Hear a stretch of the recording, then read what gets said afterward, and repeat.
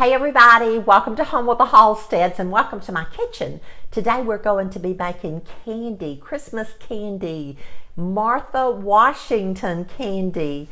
We used to make this when I was growing up and I just dearly loved it, and I lost my recipe. So my Aunt Gladys had the recipe and she gave it to me, and I am so thrilled to share it with you and to make this good candy. It's also in my cookbook on page 234. So because it's in my cookbook, I'm just going to run through the recipe real quickly and then we're going to make it together. I'm starting out with 1 stick, which is 1/2 cup of butter, and I've let this come to room temperature. I'm using 32 ounces of powdered sugar. Now I just bought it in this little bag, or in this big bag. It's 2 pounds, 32 ounces, but you can buy the box. It comes a pound, 16 ounces in a box, but you need 32 ounces of powdered sugar. 1 14-ounce can of sweetened condensed milk. 2 cups of finely chopped pecans. 2 cups finely chopped pecans. 7 ounces of sweetened flaked coconut. 1 teaspoon of vanilla. And 2 boxes, and these are 4-ounce boxes, of German's sweet chocolate, and 1/2 block of paraffin wax. 1/2 block of paraffin wax, and you'll probably find this in the canning section at the grocery store or at your department store, wherever you're shopping. So let's get busy and make this Martha Washington candy.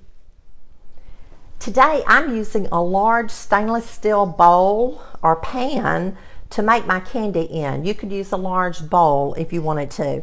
I also will be using my hand electric mixer to make it, and sometimes I use my stand mixer. So either way is fine. I started out by sifting my powdered sugar. I wanted to make sure that I got all of the lumps out. To the powdered sugar, I'm adding 1 stick of butter and 1 can of sweetened condensed milk, and I'm just going to put this all in here.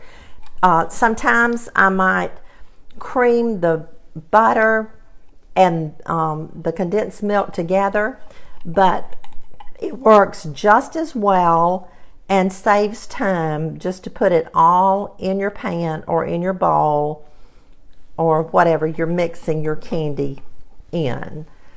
So we're starting out by just putting the condensed milk and the butter in the pan. I'm going to go ahead and add our vanilla. I'm adding 1 teaspoon of vanilla. Oh, I love to smell vanilla. Just love it. So now I'm going to take our hand electric mixer and start mixing this together. This is so easy. It doesn't take long to make it. I remember growing up, I used to think that it took forever, just forever, to make any type of food, whether it was biscuits. Mama would say, I'm going to make biscuits for dinner, and we would say, don't make biscuits, it takes too long. Well, as you grow older, you realize that it does not take but just a few minutes. So I'm going to, this is going to take a few minutes to mix together. I'm going to continue to mix this until it's creamy, and then I'll come back and we'll add our other ingredients. Once you mix your butter and your sweetened condensed milk with your powdered sugar, then you're going to want to take your hands and begin mixing it together.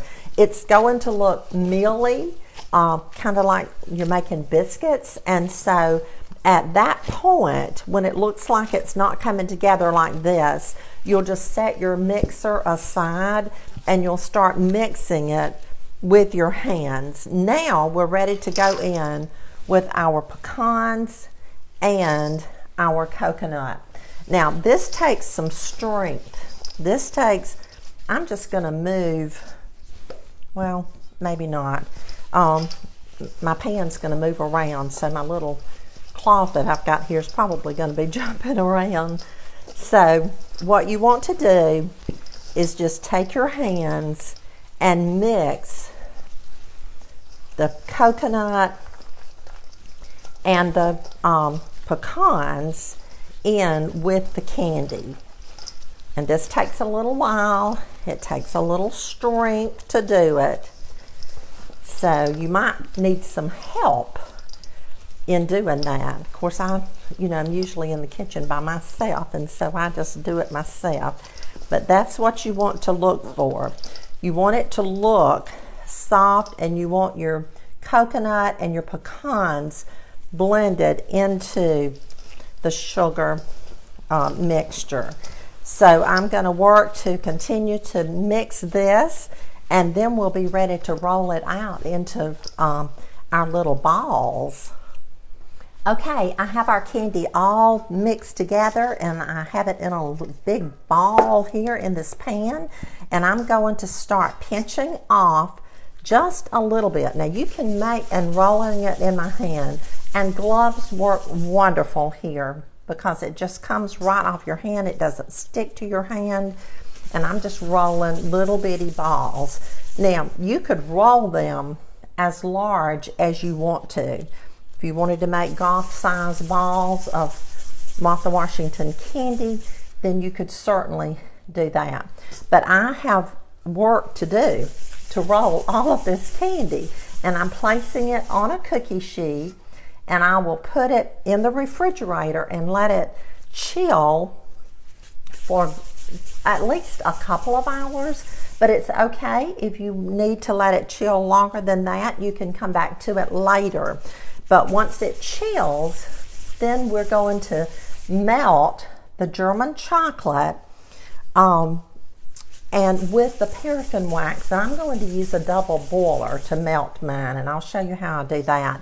And we'll dip this candy in that chocolate.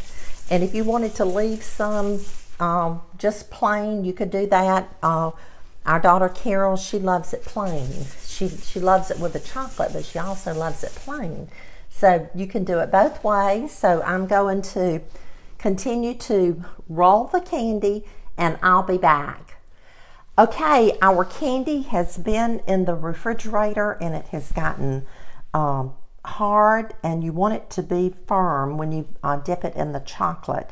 So I had this tray, this cookie sheet, full of candy, and I had about half this much again, so it makes a large amount of Martha Washington candy. So I'm going to need my cookie sheets to lay my candy on, or place my candy on when I dip it in the chocolate. So what I have done is I've taken the half sheet off, and I've just put it in this pan. So I just dropped it in this pan, and that'll make it easy for me to pick up and drop in the chocolate. So, and that frees up my cookie sheet so that I can place the dipped chocolate on that. Now to the double boiler. I have a double boiler. This is just a small one, and so I have filled it about half full, or maybe a little more, with water. And this goes on top of the double boiler, or the bottom boiler. So it's kind of round, and I've had this for years. It's stainless steel. I got it at Thomas County Hardware, I think, years and years ago. You probably could find one online if you want to purchase one. So now what we're going to do, we're going to place our chocolate in the top boiler. Remember, I'm using Baker's German's sweet chocolate. This is 4 ounces, and I'm using 2 of these. So I'm just going to break the chocolate up into smaller pieces. I'm going to go ahead and do both of them at the same time so that I can get this project done and move on to something else. But this makes a lot of candy, as I said, and you can put it in an airtight container and just have it for the holiday season. So now I'm going to add a half a block of paraffin wax, and I'm going to take this over to the stove and heat the water, and I'll be stirring all the time because I don't want to scorch this, but that's the purpose of the double boiler. It just allows you to melt chocolate in a slower manner, or a less amount of time than it does if you put it on the stove. You could put it directly on the eye, but you'll need to cook it or melt it on a really low temperature and stay with it. So once I get this melted and we start to dip the candy, I'll be back and show you how I do that. Okay, our chocolate is melted and we're ready to start dropping our candy into the chocolate. So I'm just using a spoon. I drop it one piece at a time. So I'm just dropping another one, and you just have to kind of work quickly. You can see I've already dropped some. And let me show you what I did so that this will be the same level. I just took my colander and placed it right here on the stove, and I set my cookie sheet lined with waxed paper on top of it. So that makes it real easy. And you don't have to go up and down, back and forth. But this is what I'm going to do this morning. I'm going to dip all of this candy and place it on this cookie sheet, and then I'm going to put it back in the refrigerator and let it harden. Once it gets hardened, then I'll put it in an airtight container, and we're going to have delicious Martha Washington candy all for the holidays. Your first ones are not quite going to be covered, but as your chocolate begins to harden, then it'll be more chocolatey all over the candy, but it's going to be delicious. And like I said, I may just leave some of mine without the chocolate, because some of our family members like it like that. So I'll be back when I get finished with this project.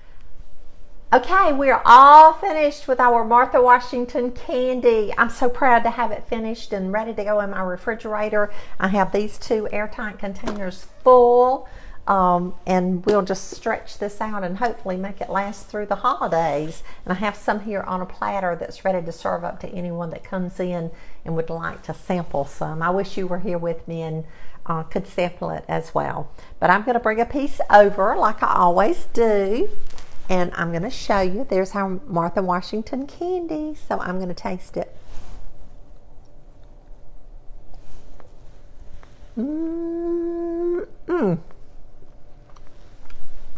I dearly love this.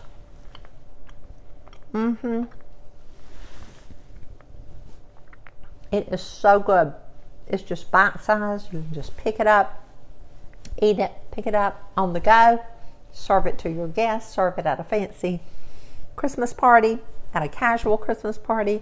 It's just a great, great little candy to have on hand to serve and to share. I hope you have a blessed day. Thank you for watching. Thank you for sharing my video. Don't forget to order your cookbook, and I'll see you again really, really soon.